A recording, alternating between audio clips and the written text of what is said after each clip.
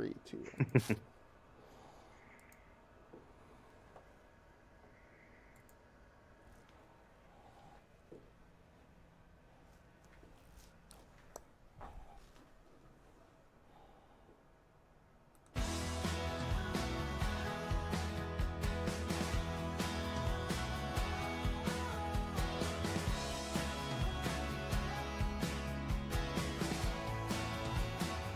Good morning, everyone. Welcome to another BC Poly Hot Stove. And while I'm thinking of it, I'm going to back up record this because it just occurred to me I can't check to see if we're streaming live. So hopefully we are. Oh, wow.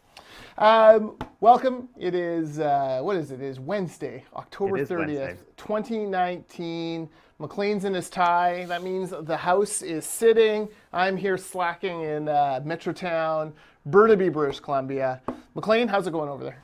Good. I just loosened my tie, so now we're both like on par. There's no dress code here anymore. Look how casual. This is allowed. This is allowed. Look how casual we are, just hanging out. Welcome to BC Poly Hot Stuff. As he mentioned, I'm Maclean K. I'm the editor-in-chief of the Orca, and I am in the beautiful legislature in Victoria. Yes, and Maclean and I were together last week, but we have since separated. Yes. I've gone back overseas to the mainland. As Maclean says, I'm now cut off from civilization. That's true. But here I am. I'm Jordan Bateman. I'm the Vice President of Communications for the Independent Contractors and Business Association. Okay, but I don't want to talk independent contracting to start off. I want to talk about farming. I bet. And Maclean, maybe give us a rundown of the pitchforks and torches and angry farmers who have besieged the legislature these past 2 days. Yeah, on Monday, there was a protest on the back steps of the legislature, a collection of farmers from actually all across the province. They're very angry about two NDP bills, but without getting into the weeds on the bills, essentially what they're upset about is that changes to the NDP legislation on the Agricultural Land Commission, which makes it harder for the farmers to do pretty much anything. And they came armed with some very specific complaints. There was the story of the rusted root farm. Easy for me to say. There's less farmery happening now.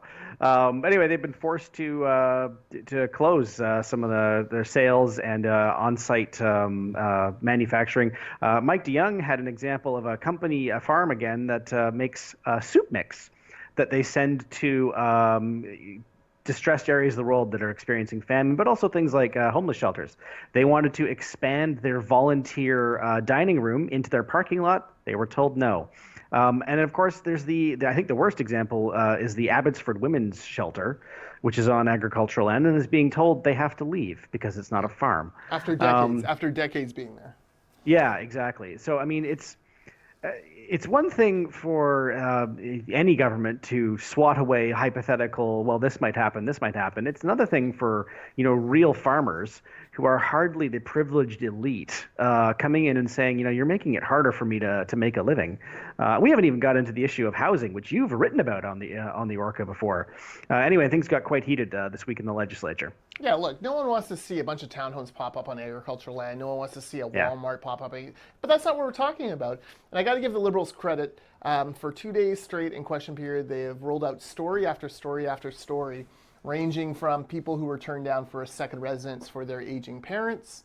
I find it unbelievable that Lanapopham's legislation allows, forbids 1,000 square foot secondary dwellings for aging parents who have farmed that land for years, but allows 2,100 square foot tennis courts, no problem. It doesn't make any sense at all. That's just one of the ludicrous things in there.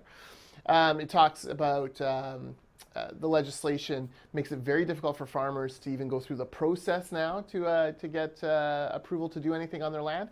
And what it boils down to is, I think a line that Laurie Thronis threw out there that just drove the NDP over the edge. I've never seen Mike Farnworth so livid in the House as he was. But Thronis very clearly stated precisely the problem with this legislation. Lanapopham, this legislation, the ALC care more about the land than they do about the people farming it. And I don't know how you can come to any other conclusion when you actually look at the cases one by one that the Liberals and the farming community have been trotting out. Well, I mean, when the NDP unrolled this legislation, and these objections were not hypothetical, that is how they framed it. It's protecting the farmland. That is explicitly what they were trying to do. And now they are upset because, well, yes, it looks like they are protecting the farmland as you say, at the expense of the people on it. Yeah, exactly. So that's not great. I've been, well, maybe we should talk a little bit about the two very fiery question periods. On Monday, after, I think both the Liberals and Lana Popham were trying to keep the tone respectful, courteous, professional. I do notice that the NDP were studiously avoiding looking up into the gallery where the farmers were. Never have their notes look so interesting to the NDP as during this particular two question periods. But a farmer lost it. And, Lana Popham spinning, her side of the story. A farmer up above getting upset with that, not swearing, not being violent, but just standing up and saying that she owed the House more than these lies, and storming out, caused Plecas to take a break. And then Plecas on Tuesday, I think a little over the top, was screaming down mainly the opposition bench that they're out of order. Little side note, Plecas will only ever scream down the opposition bench. He has no love for the BC Liberals. But it really kind of blew up when Mike Farnworth, after watching Lana Popham kind of tried to navigate through 2 days of question period, he decided to jump up at the last second there and attack after Laurie Thrones pointed out his line. And I didn't think that looked good on the NDP either. So, you got to hand it to the Liberals. We've done 2.5 weeks, so we're basically halfway through this series of question periods. I think with the notable and very notable exception of the David Eby tour de force on ICBC, I think the Liberals have won almost every single one of these question periods. Well, and it's difficult for the government to win a question period. This is a tricky issue for actually I think both parties concerned, because you mentioned the sort of almost respectful tone the Liberals struck in question period, which I actually thought was quite effective, because it would be silly to go in and accuse Lana Popham, the agriculture minister, who is a farmer, of hating farmers. That's just silly. So the tone they were kind of going for, I think I put it this way on Twitter, is that they were sort of, if they were accusing her of anything, it was unintended consequences. You haven't thought this through. Yeah. Which is very different from, you don't care, you're terrible, all those kind of, and I think it's a more effective question. And for the NDP, it's tricky because I think they're pretty comfortable, when the people angry at them are, people whose property taxes are going up, or business owners. These are people the NDP have traditionally found it easy to dismiss. These are farmers, and they are not. I do not think that the majority of the people who were in the House at the protest, they're not, BC Liberal foot soldiers. These are people who may well have voted NDP in the past. But the reason they're angry is that this is their livelihood. This issue was foisted upon them.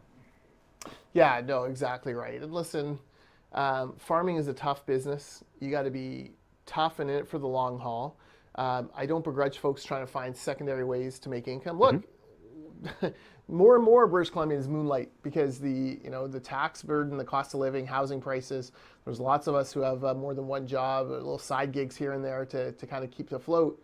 Farmers are no different. Farmers are no different, even though maybe their land costs seem lower because of the artificial deflation put in by the ALR.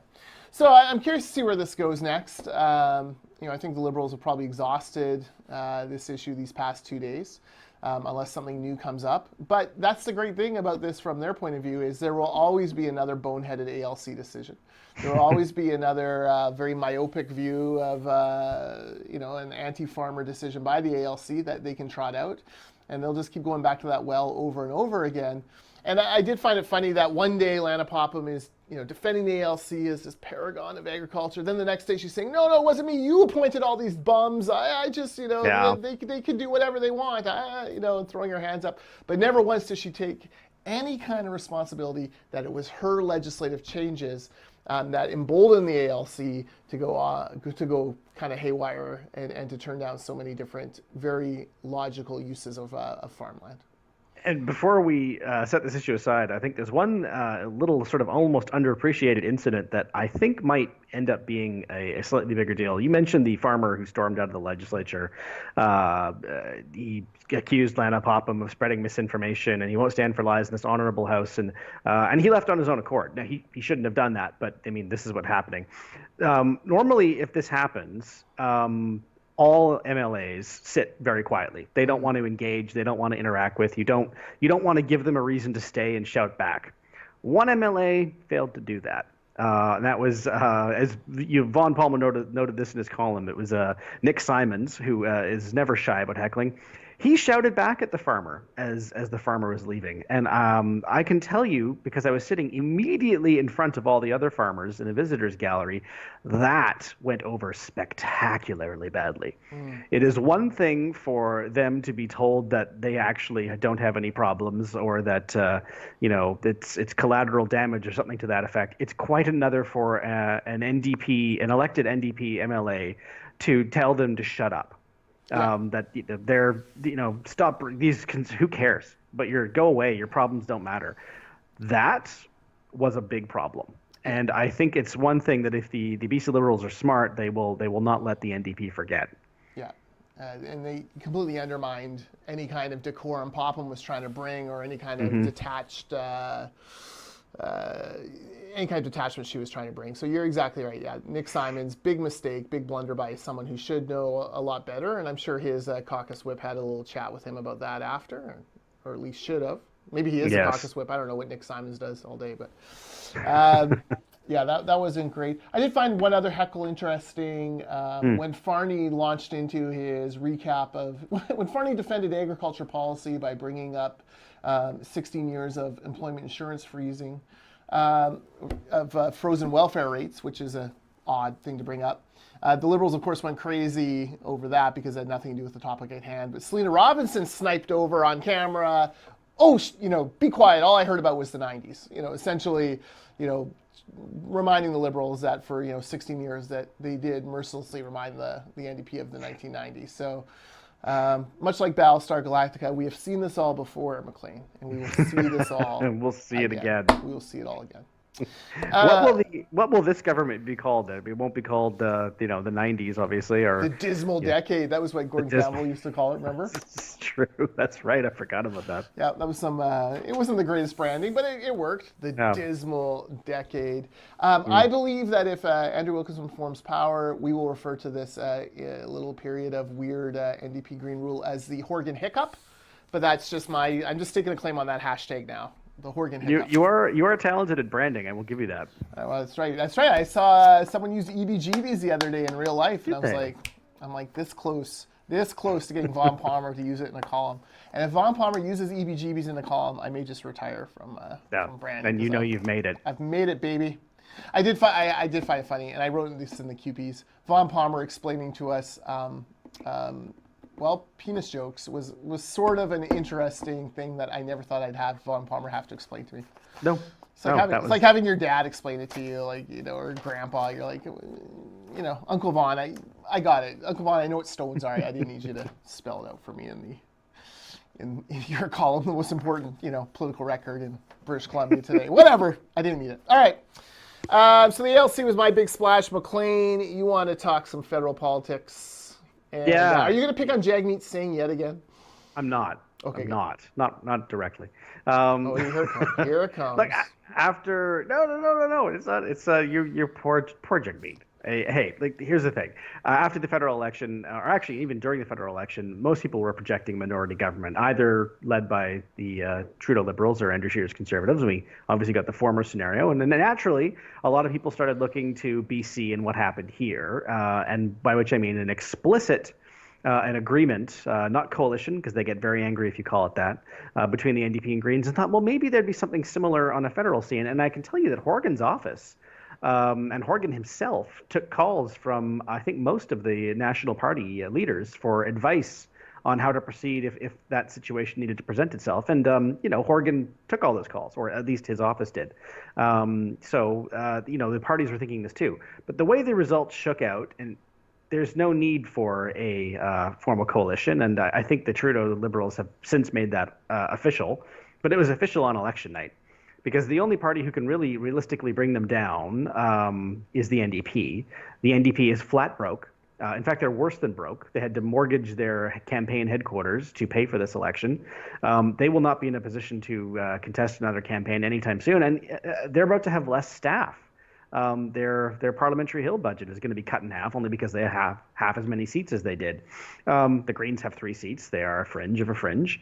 The Bloc have peaked. Their realistic ceiling is right about where they are now. And of course, there's the Conservatives who would happily have another election, but I don't think it's going to be up to them. So no, I think the Trudeau Liberals are going to govern almost as if they have a majority. Yeah, and the issues that divide the parties don't divide all of them against the Liberals. Like the Liberals being in the middle, there's not one issue that will unite the Greens, NDP, Bloc, and Conservatives. I mean, it would have to be a spectacular, well, I shouldn't say that. If there was another huge moral or ethical failing of Justin Trudeau, that may be enough to do it, because, but it would have to be like impeachable level kind of offense, right? Like Ukrainian bullying, Trump type tactic that would I don't know. Even then, it would be tough to get them all. Because I think that they would realize that if something like that happened tomorrow and it became necessary to force an election, I think the most likely thing is they would just insist that Trudeau himself step down, and that Chrystia Freeland or whoever else become prime minister. Because I don't think that Jagmeet Singh and then the name of the Bloc guy whose name always escapes me, and Elizabeth May, if there's an election tomorrow and the Liberals are definitely going to lose, then I think we are looking at Prime Minister Andrew Scheer. And they've made it pretty clear they don't want that to happen. No, exactly. All right, well, let's talk about leadership. Maclean, as you know, I was in Victoria last week. I've been keeping a close eye on the 2 BC Green MLAs who apparently are going to run for re-election. Of course, Andrew Weaver is stepping down at the end of this term, which means there will be a leadership, and I'm going to use this term loosely when it comes to Greens, race. A leadership race, apparently, a turtle derby, a running of the reptiles here to decide who will lead that party. So I've been keeping a close eye on the 2 probably, obviously, foremost candidates who you would expect to be the 2 MLAs sitting with Andrew Weaver. They've learned under the great man's wing. They've been mentored by the great man, the good doctor themselves. Sonia Furstenau, Adam Olsen. I got to say, I don't see either of them as being really leadership material, able to cut through the clutter of that the average voter faces. If I were advising the Greens, I would say that I think Adam Olsen would be the better choice of those 2 for a collection of reasons. You're such a sexist. You're such a chauvinist, Maclean. Well, it's not. Adam Olsen, of course, is First Nations. So I mean. Oh, okay, that's fine. One of us has got issues, but he does fit our equity mandate then. What I would say is that Adam, I think of those 2 seats, his is there is no safe Green seat. No. But I think of those 2 seats, his is the more secure. It's essentially exactly the same seat as Elizabeth May holds federally. The boundaries are not quite the same, but it's very close. And Sonia Furstenau, of course, basically had the benefit of running against not 1 but 2 NDP candidates, 1 official, 1 unofficial. And I think Sonia herself would agree that she's sort of a quiet, almost demure person.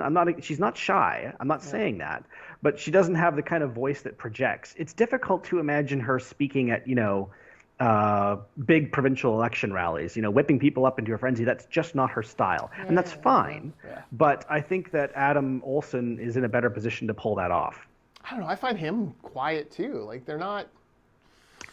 Like in question period, there is a definite energy drop every time the Greens stand up to ask a question. Oh, no question. Even when Weaver gets up, there's a bit of a drop just because usually they get 1 set of questions and the Liberals get 4 or 5. So, they, just by virtue of that being in the middle, they kind of drop the energy and, which I probably think Plekas actually appreciates because it kind of ratchets down the heckling for a minute. But, I don't know. I don't see either of them with the royal jelly, which brings me back to this idea, like who else is out there in the Green movement in BC? None of these defeated federal candidates seem to make much of a ripple. There's former Green candidates like didn't Joanne Roberts and Claire Martin, a couple of former CBC I was going to call them hacks, but they were better than hacks. But CBC reporters or personalities ran with them. Don't see, really them engaging the electorate, which brings me back to the only choice for the BC Greens, Pamela Anderson. She's in Ladysmith. She's politically active again. Certainly a well-known brand. Would certainly get attention. I think everyone wants to see Pamela Anderson run again. If you ever watched Baywatch, you know what I'm talking about. Oh no, sir. Well, that show is all about slow motion running shots of Pamela Anderson and also David Hasselhoff and some of the other disgustingly good shape. Can you imagine if David Hasselhoff showed up at a Green rally to support Pamela Anderson? Pretty amazing. Don't hassle the Hoff, vote Green. It'll be great. I wonder if now I realize this is that you're gonna laugh at me, but I wonder if Andrew Weaver hasn't thought about at least making a call to Jody Wilson-Raybould. No, really? Having her, I think she has to spend a year in Ottawa feeling miserable. Yeah. There's going to be no lonelier person in Ottawa this term than Jody Wilson-Raybould. I agree. The Liberals are going to shun her like the BC Liberals shun Plecas. She's not going to have much in common with, the NDP. They don't really love her. I mean, they do in theory out there in the public. Yeah. But they're going to be working on their own stuff. There's no, three Green Party members, and let's face it, And before you go on, it's been weird that Elizabeth May sometimes talks about Wilson-Raybould as like basically a Green MP, which is the strangest thing in the world because Wilson-Raybould's made it pretty clear that she ain't. Yeah, I think if she was, and we'll talk about the federal Green leadership in a moment, she'd be a natural in that party to lead that group. But she's made it very clear, like you can't just speak bad about partisan politics for years and years and then suddenly jump in and lead a partisan party, even if it is a fresh new take on it like the Green Party. Mm-hmm. So there's a lack of BC talent. I'm not sure, just to wrap that up, there's a lack of BC talent. I'm not sure where they go. I'd be curious who Weaver, in his heart of hearts, thinks is the right person to succeed him. Because I think, I don't know if he'll endorse or not, but he'll de facto endorse. There'll be a nod or a wink. I think if both Sonia and Adam run, he will not endorse. If just one of them runs, he will strongly endorse. Right. But that remains to be seen. If either or both of them are interested in running for it, they may not be. No dippers who would cross the floor that would be that radical. I can't imagine. If they weren't in government, it would be a different question. Yeah. We used to toss around the idea of because we were talking about it earlier, Lana Popham being, she would have fit, I think, rather well in that party and caucus, but she's the Minister of Agriculture, which is literally her dream job. So I just do not see that happening.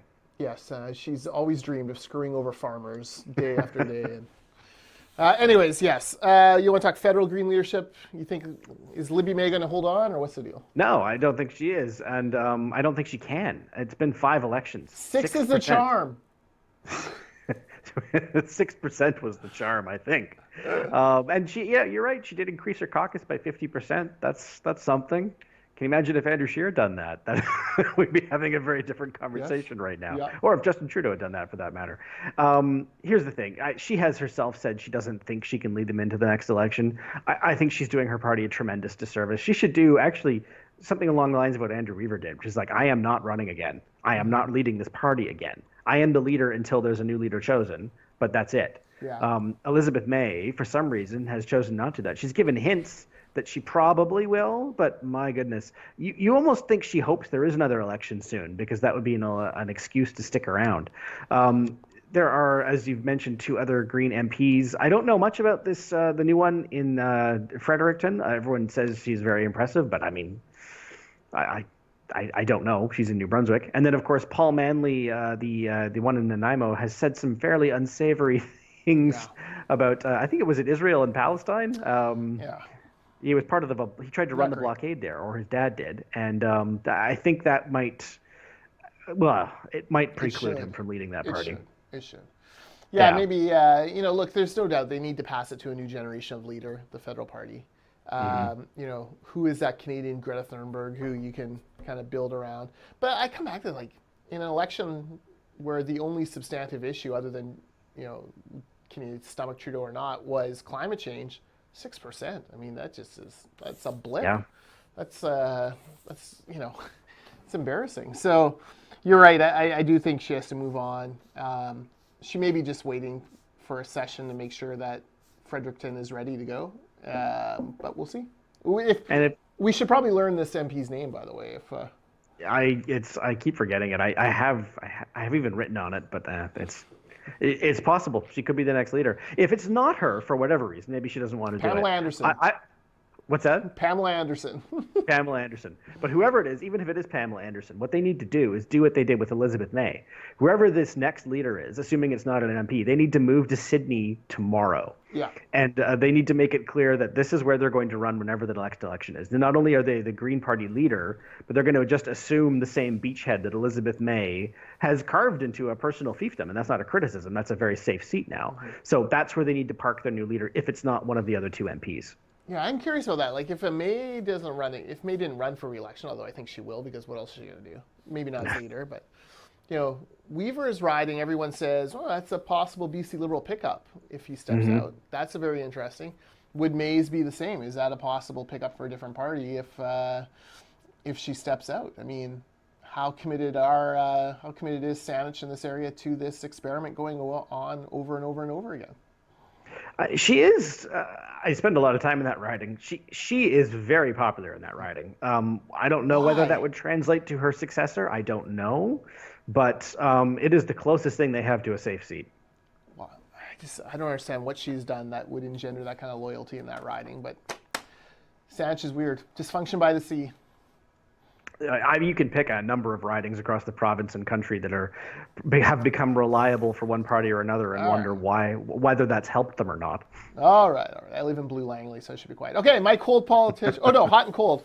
All right, my hot guy isn't even a politician. It is our friend Rob Shaw from the Vancouver Sun, who smartly and rightly pushed back on this nonsense that the NDP were trying to peddle a few question periods ago, that FOI is so expensive. It's too expensive for us to give information to the public that they own. Good on Rob Shaw for saying, smarten up. First of all, you're hypocrites because you said you were going to fix this when you're in opposition, and now that you're in government, you've made things even worse. Number one, and number two, $29 million is a lot of money. There's no doubt about it, but it's a small price to pay for democratic rights and being able to watchdog your government. And NDP, if you're worried about that $29 million, here's something you could do. Proactively disclose more stuff so that we're not spending that money processing requests. So good on Rob Shaw for standing up. He's a guy who gets a lot of grief from some of the Johnny-come-latelys when it comes to accountability at the legislature. Lunch buddies of Plecas and Mullen, for example, who give grief to Rob Shaw. But I can tell you, as someone who's actually fought for this for years, no one's done more to advance accountability at the ledge than Rob Shaw, and he'll get a lot of respect and rope from me on these things going forward. I would echo every word you just said, and not just because Rob and I just had a polite disagreement over who gets to use this room right now. This room was double booked, and Rob was gentleman enough to delay his podcast until later this afternoon. I appreciate that. Well, Rob Shaw, we owe you one. Okay, you're a hot politician.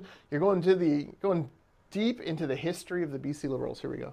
I am indeed. It's a lot of the issues we talked about off the top with the agriculture protests. And my hot politician right now is Mike DeYoung, and I'd like to tell you why. Mike DeYoung is one of the few BC Liberal MLAs who remembers what being in opposition is like. And lately you've been able to tell. They had a very effective rally, which is not something BC Liberals do very well or often, in the back steps of the legislature. And you could tell that there was a number of MLAs that spoke. Mike was the most effective because he understands what an opposition rally is all about. It's not about making esoteric points. It's about whipping them up and showing that people are upset. I also thought that Mike struck a very good note in question period, and again we talked about this off the top. He doesn't start at 11. He doesn't start with you are a terrible person and you don't care about British Columbia and you're trying to destroy it. I don't think those are effective. He starts with I'm struggling to understand why you wouldn't change this, because I know you care. I know you care about farmers. So I'm mystified as to why you would allow this. It's, as I say, the accusation was unintended consequences, not malevolence. I think that's a very effective tone to take on some issues. this being one of them. And so, yeah, at a time when a lot of BC Liberals are talking about there needs to be some renewal in the party, and I agree with them, there does need to be. That doesn't mean you have to throw the baby out with the bathwater. And this week, at least, I thought Mike DeYoung was very effective. Should I give you a MDJ story from last week? Absolutely. Okay, so I run into an event when I'm in Victoria last week, and as you know, as the BC director of the Canadian Taxpayers Federation, I was hard on the former finance ministers, Kevin Falcon and Mr. DeYoung during my tenure there, constantly pushing them for tax cuts and to quit spending so much money and blah, blah, blah. But, you know, Maclean, sometimes you don't know what you've got till it's gone. And having seen, you know, what the current NDP government has done on taxes, raising them by $6 or $7 billion a year, including doubling the tax burden on small businesses, the engine of the BC economy, having completely blown through a $2.5 billion surplus that is evaporated to the point now where they are scratching just to try to stay in the black ink. I ran into Mike DeYoung in Victoria, and there was this awkward moment, Maclean, where I looked at him. And he looked at me, and I looked at him, and he gave me that Mike DeYoung kind of, I know what you're thinking smile. And I said, Mike, I didn't know what I had till it's gone. I'm sorry. We embraced. He's like, I know. He's like, it's okay. It's okay. I know. You're just doing your job. I'm like, I'm sorry. I would never have given you such a hard time if I know this is where we're going to end up. Anyways, it was all good. The healing flowed. We are both okay. I mean, I think of how mercilessly I tortured him on the MSP tax, and then he finally commits to cutting it, and then these idiots come in and actually just invent a whole new tax that's far worse for the economy than the one we have now, and then double charges for more than a year. Mike DeYoung, if Maclean says you're a hot politician right now, I'm going to agree. Thank you for putting up with me. Wow, Mike, I hope you're watching, Yeah. and one of your assistants will probably have sure. to show you how to work Facebook I'm Live. sure some liberal staffer deep in the bowels of the basement is clipping this. You know, I was going to say emailing Literally to Mike, as we speak. but we know Mike doesn't email, so, you know, maybe he won't see it. I don't know. How will he see it? I guess someone will have to hand him a phone with it on it. I don't know. Anyways, Mike knows. Mike knows. All right. That said, Mike, come on, $2.5 billion in an election year. Yikes. Like, should have spent a little of that. Anyways, nonetheless. Well-trod ground. You just couldn't let it end on a happy I couldn't note. let go. I just couldn't let go. All right. My quote politician, and this is unfortunate, Andrew Scheer, the knives are out. I do find it a little nauseating when someone like Kim Campbell criticizes Andrew Scheer for how he runs a campaign. That's Kim Campbell, who left the party with 2 seats. Count them, 2 seats. I'm not sure and was the head of the party during the least effective attack ad in arguably political history. Yes, I'm not sure I'm going to stand for a lecture from Kim Campbell on electability. Thank you very much. But nonetheless, the knives do seem to be out. I'm curious how that first caucus meeting is going to go. I think there's 2 main tests. Well, 3 main tests. Number 1, the first caucus meeting.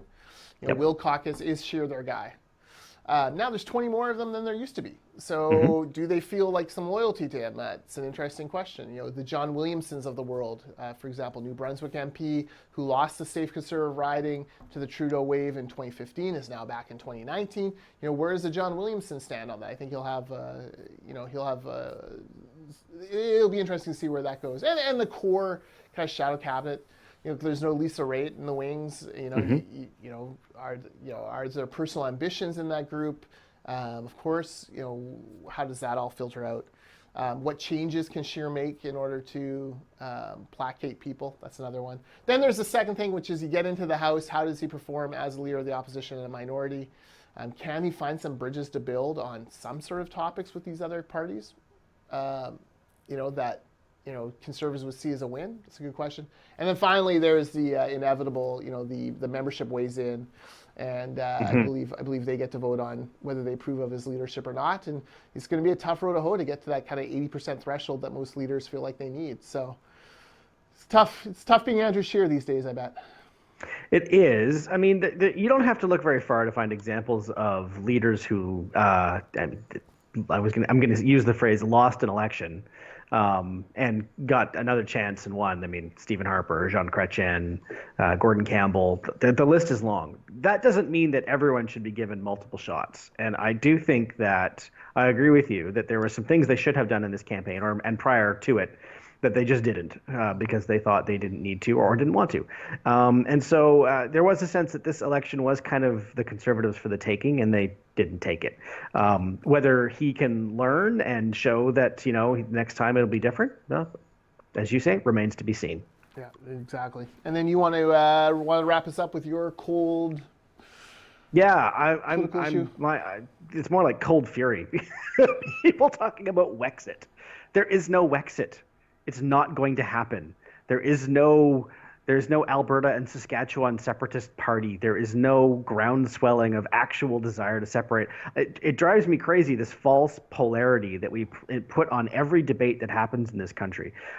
Just because people in Alberta are, and they are, upset about the election results and nervous about things like Trans Mountain and the future of the oil and gas industry, and just because they don't see their vote reflected in who's now in government, those things are all true.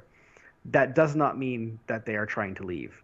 And a few angry, my friend Keith Baldry, if you're also watching, a few nameless Twitter trolls who are harassing you when they shouldn't be, and that's terrible. But Maclean, Baldry basically took a stick and poked Alberta in the face. He did. In the eye. He so did. He kind of, Keith's the big boy. Believe me, this is nothing compared to the BC Teachers Federation turning on him. Well, that's what I was going to say. Is that, you don't have to look very far to see, organized Twitter harassment campaigns that are far worse than what's happening to Keith right now. I mean, I don't advocate anyone harassing a journalist. And yes, that one tweet of Keith's was, I thought, ridiculous. I said so publicly on Twitter. Keith and I are still friends. You're allowed to disagree. Yeah. But there is no, it is particularly galling that people are talking about, Alberta wants to take the ball and go home every time it doesn't go their way. Quebec just elected a pile of separatists, and we're not talking about that. Quebec, we're all not talking about the transparently racist law in Quebec. And we're worried about Albertans who are upset about the federal election? Really? Yeah. I mean, if you want to create Western alienation, keep focusing on that. Anyway. Yeah. I see Wexit more as just a general term applied to Western alienation. Yeah. And I don't blame Saskatchewan, Alberta, Northern British Columbia, heck, all the way down into the Fraser Valley of British Columbia for feeling unrepresented by the Laurentian elite in Ontario. They are not reflective of who this part of the country is, and that's going to be a struggle. I don't think bringing in Naheed Nenshi as an advisor is going to do much to soothe that. I don't think. Or Alison Redford. What is he thinking? You know what? If I'm Justin Trudeau and I'm smart, the person I look at is Paula Simons, who is a senator that he appointed. She was, I'm going to get this wrong, I think the editor of the Edmonton Journal, and respected as a fair-minded, I think you could use the word centrist, one of those journalists. Yeah. What people on all parties, I think, have a lot of respect for Paula Simons when she was in journalism, and still do now that she's a senator. To me, that's an obvious choice. Yeah. And is it unusual to appoint a senator into cabinet? Yes, but it's not unprecedented. Stephen Harper did it with David Emerson. He just made such a big deal about, they're all independent senators, and he's kind of painted himself into a corner here. Well, he also said that would be the last election under first past the post. So. Yeah, touche. He also said the budget would be balanced by 2019. So indeed, right. But this would be one promise I would not be upset to see him break. That's fair. All right, well, folks, that is about it. Next week, Maclean is over here for the big ICBA AGM Gala with Troy Aikman. I'm not sure when we'll record. Might be Monday, might be Thursday. I'm away Friday. Actually, Maclean, you come here for the AGM, and then I go to Victoria Friday through Remembrance Day for a kids hockey tournament. Really? So I'm living the dream, man. We'll see each other crossing on the boats. That's right. We can meet in the Sea West Lounge. It'll be fantastic. And have a beer. No, not in the Sea West. Oh, that's right. Yes. Yeah. Okay. Now, I gotta say, I was skeptical in the beer policy. I mean, one beer, and you have to buy the expensive Pacific buffet. But they're serving Blue Buck, so BC Ferries is a little right. They're a little right. They're getting there slowly. progress. Yes. Anyway, so either Monday or Thursday, watch for next week's Hot Stove. It depends on when Maclean and I can find time to get this studio out of the hands of Rob Shaw, and then we will go from there. You can follow at the Orchid BC on Twitter, facebook.com/theorchidbc. You can follow him at Maclean K. I'm at Jordan Bateman. I think that's about it. Have a good one. We'll see you next time, sometime.